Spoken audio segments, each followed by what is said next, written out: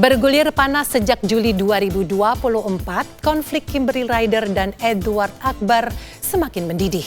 Irvina Zainal, ibunda Kimberly, bahkan mengancam akan membuka borok Edward andai keponakan Tamara Bleszynsky itu terus mempersulit putrinya untuk mendapatkan status janda.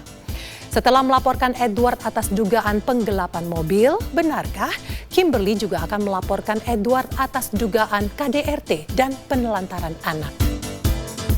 Sebelum kita menyimak fakta pamungkas, izinkan saya undur diri dari hadapan Anda. Saksikan terus Barista setiap hari Jumat pukul 9.30 waktu Indonesia Barat hanya di RCTI.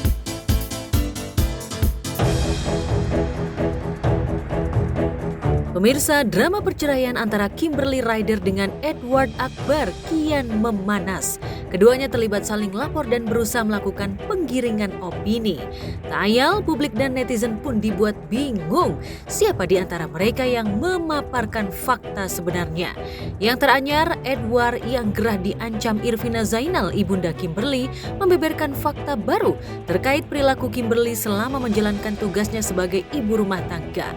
Edward mengaku punya bukti kuat berupa perjanjian di atas materai yang ditandatangani Kimberly terkait sikap Kimberly yang pernah kabur dari rumah karena dipengaruhi adiknya. Saat itu Kimberly berjanji tidak akan mengulangi perbuatannya, tapi malah pergi ke Jakarta tanpa izin Edward sebagai suami. Kenapa kok ini ditalak 3 kira-kira begitu? Atau kenapa ditalak gitu? Ya, tentunya kalau menurut kami talak itu ada sebabnya. Ini historinya panjang kira-kira begitu ya. Jadi kalau kita melihat bahwa di tahun 2009 itu ada surat pernyataan yang dibuat oleh si KAR ini. Ada surat pernyataan sendiri yang mengakui bahwa dia meninggalkan rumah. Di surat pernyataan ini dia tidak menyebutkan apa kebohongannya. Sebelumnya, pihak Edward melaporkan Kimberly ke KPAI lantaran dianggap mempersulit dirinya untuk bertemu anak serta menuding Kimberly melakukan kekerasan terhadap anak. Lantas, apa tanggapan Kimberly terkait laporan Edward? Lakukan pengaduan atau laporan sehubungan dengan adanya dugaan kekerasan terhadap anak yang dilakukan oleh inisial KAR ya. Jadi kami hadir untuk menyampaikan pengaduan. Tadi pengaduan kami sudah diterima oleh KPAI. Bentuk kekerasannya yang pertama itu ada tiga kejadian yang kami berikan sebagai bukti ya. Yang pertama itu kekerasan sekitar bulan Oktober 2023. Ya, kami tidak tahu motifnya apa, tetapi sepertinya memang suka ringan tangan dan kasar terhadap anak. Sebenarnya dari aku sendiri, aku tidak merasa itu penganiayaan ya.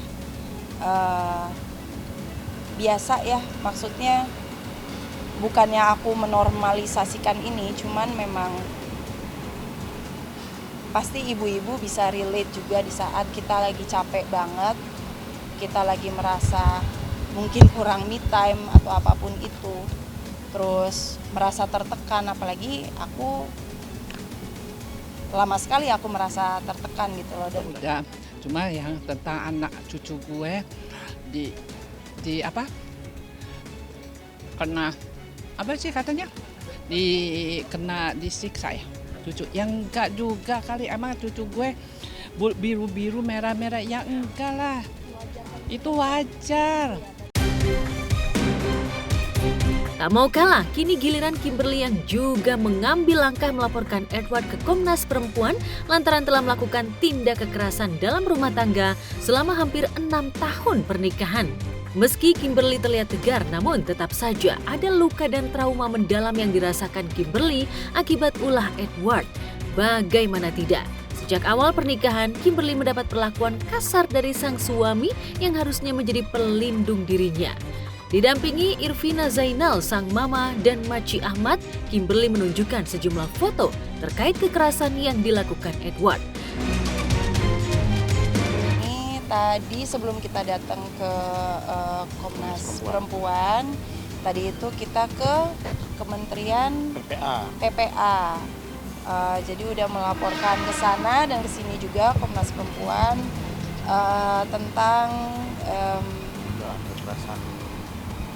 dugaan kekerasan antara fisik dan ini juga ya psikis yang telah dialami oleh Kimberly Ryder seperti itu.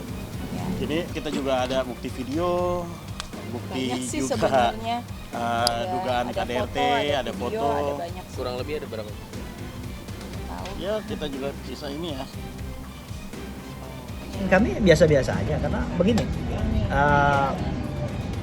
pengaduan KDART yang dilakukan oleh Kim itu ya itu kan sifatnya hanya dugaan lah, asumsi. Faktanya sampai sekarang klien kami tidak ada satu putusan pun yang menyatakan dia melakukan KDRT. Nah, tentu nanti kan ada proses pembuktiannya. Benar nggak memang dilakukan KDRT?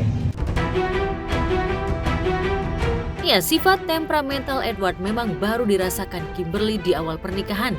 Kimberly kerap mendapat kekerasan fisik dan psikis jika suasana hati suaminya sedang tak baik.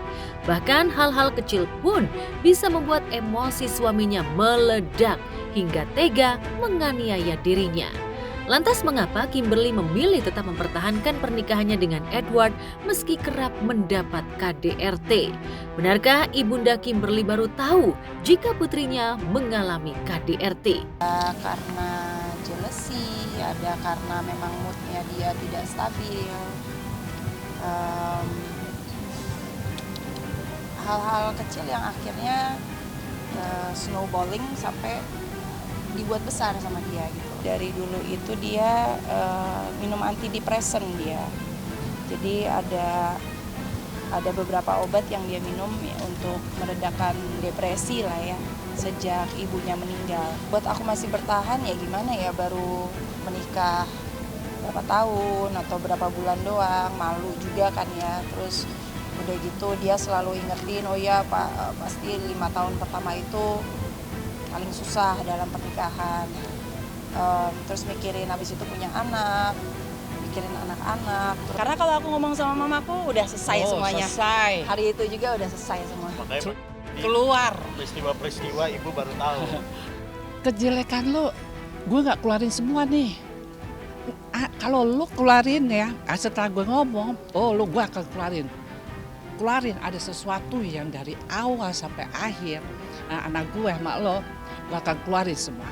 Aku pun juga udah capek. Tadinya saya nggak mau berbuka yang kemarin ya soal apa sih nafkah. Jadi ya, bocor karena, deh. jadi bocor. Abis gimana ya? Mantu kayak begitu bikin naik darah banget. Udah. Gitu. Enggak.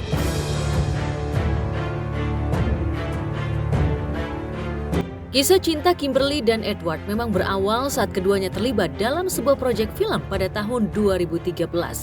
Dari sinilah benih-benih cinta keduanya tumbuh hingga Kimberly dan Edward sepakat untuk menjalin asmara. Dan setelah 3 tahun pacaran, Kimberly dan Edward memutuskan menikah di tahun 2018. Sayangnya, menjelang 6 tahun pernikahan, rumah tangga keduanya justru berada di ambang perceraian lantaran Kimberly tak tahan mendapat KDRT dari sang suami.